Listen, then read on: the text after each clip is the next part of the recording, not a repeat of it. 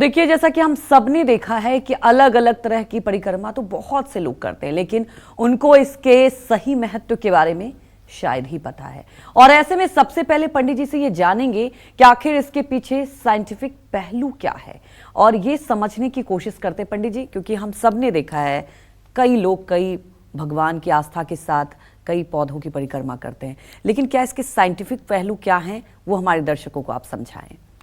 देखिए, परिक्रमा करने के पीछे जैसा कि अंजलि ने पूछा कि वैज्ञानिक कारण क्या है, तो सबसे पहले अपने दर्शकों को ये बता दूं कि सनातन धर्म में कोई भी कार्य ऐसा नहीं किया जाता है जिसका अपना ठोस कारण न हो, और जो हमारे जीवन के विकास से न जुड़ा हुआ हो, जो मानवता के विकास से न जुड़ा हुआ हो, ऐसा कोई भी कार्य सनातन धर्म में नहीं किया गया है। सनातन धर्म में जो भी कार्य या जो भी परंपराएं हैं, अगर आप गंभीरता से उसका अध्ययन करें तो आपको पता चलेगा कि वो कहीं न कहीं उनका अपना एक बहुत बड़ा ठोस कारण है। इसी क्रम में परिक्रमा आती है। परिक्रमा का मतलब होता है प्रदक्षिणा, और प्रदक्षिणा का मतलब होता है किसी वस्तु व्यक्ति के चारों तरफ गोल गोल क्लॉकवाइज घूमना। जैसे हमेशा घड़ी की सुई क्लॉकवाइज, घड़ी की सुई जैसे बाएं से दाहिने तरफ चलती है, उस तरह से जो परिक्रमा की जाती है उसी को परिक्रमा कहते हैं। वैज्ञानिक दृष्टिकोण से देखा जाए तो हमारी पृथ्वी की उत्तरी और दक्षिणी छोर पर चुंबकत्वीय शक्ति है। घड़ी की सुई की दिशा में चक्कर लगाने से हम वो प्राकृतिक शक्तियां अर्जित करते हैं, और पृथ्वी भी इसी तरह से गोल गोल घूमती है। क्लॉकवाइज ही पृथ्वी भी घूमती है। परिक्रमा अगर पूजनीय पेड़ पौधा देवी देवताओं की लगाया जाए तो इन शक्तियों से हमें आध्यात्मिक शक्तियां भी प्राप्त होती हैं। रोज पूजा होने के बाद मंदिर में सकारात्मक और आध्यात्मिक ऊर्जा का केंद्र हो जाता है। जहां रोज पूजा होती है, जहां हर समय वैदिक मंत्रों का उच्चारण होता है, जहाँ ध्यान किया जाता है, जहाँ साधना की जाती है, जहाँ कपूर जलाया जाता है, जहाँ घी का दिया जलाया जाता है, जहाँ धूप जलाया जाता है, वहाँ आध्यात्मिक ऊर्जा का केंद्र बन जाता है।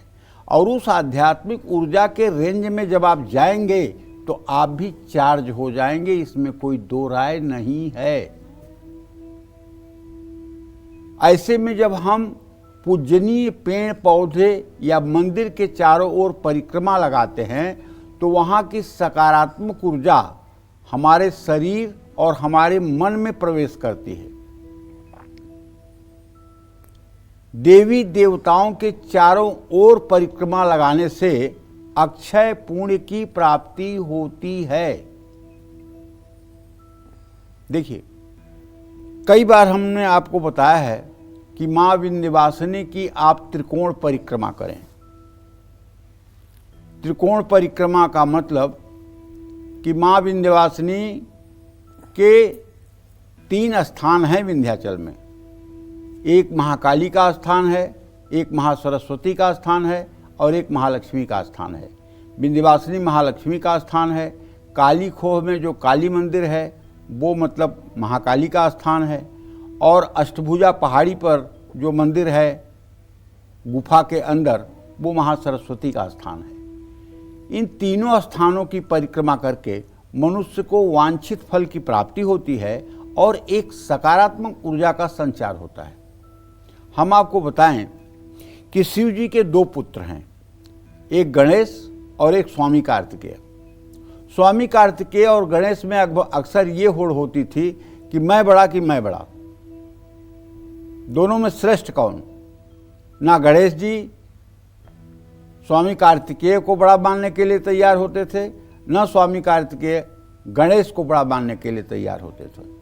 तो शिव जी ने कहा कि ऐसा है, दोनों लोग जाइए, पृथ्वी के 7 चक्कर लगाइए, जो पहले चक्कर लगाकर आ जाएगा उसे बड़ा घोषित किया जाएगा।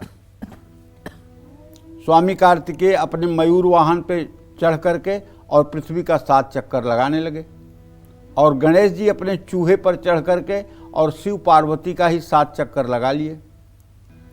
उनका 7 चक्कर 7 मिनट में पूरा हो गया। वो आकर के बोले, पिताजी प्रणाम, हम तो आप परिक्रमा कर आए 7 बार। कहन कहाँ किए परिक्रमा?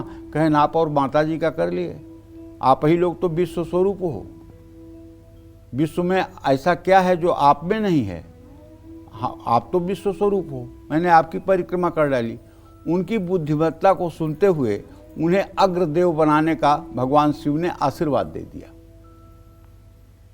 और तभी से ये कहावत प्रसिद्ध हो गई कि कलौ चंडी विनायकौ, कलयुग में बिना गणेश की पूजा के कोई पूजा आरंभ नहीं की जाती।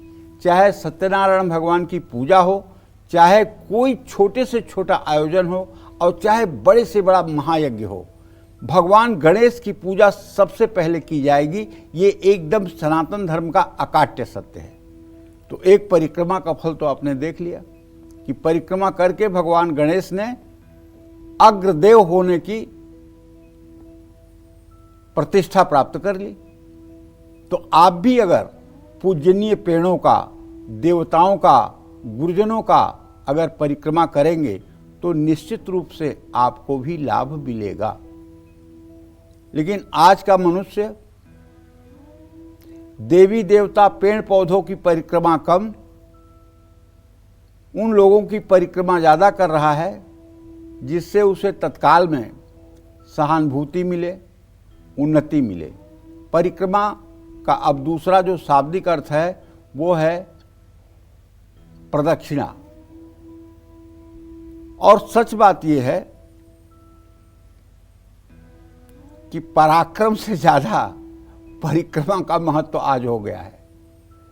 पराक्रम माने कि आप 8 घंटे ऑफिस में काम करते हैं, 10 घंटे काम करते हैं, पूरी मेहनत और निष्ठा से काम करते हैं, लेकिन आपको अच्छा वाला अप्रेजल या अच्छा वाला इंक्रीमेंट नहीं मिलता है। लेकिन अगर आप अपने बॉस की आगे पीछे घूमते हैं और उनकी अगर आप परिक्रमा करते हैं, उनके हाँ में हाँ मिलाते हैं, उनके हर बात में यस सर करते हैं, तो आप चिंता मत करिए, आपका अप्रेजल, इंक्रीमेंट सब कुछ होता रहेगा। तो पराक्रम से ज़्यादा परिक्रमा का आज भी महत्व है, इस बात को समझना चाहिए। जय मां विंध्यवासिनी।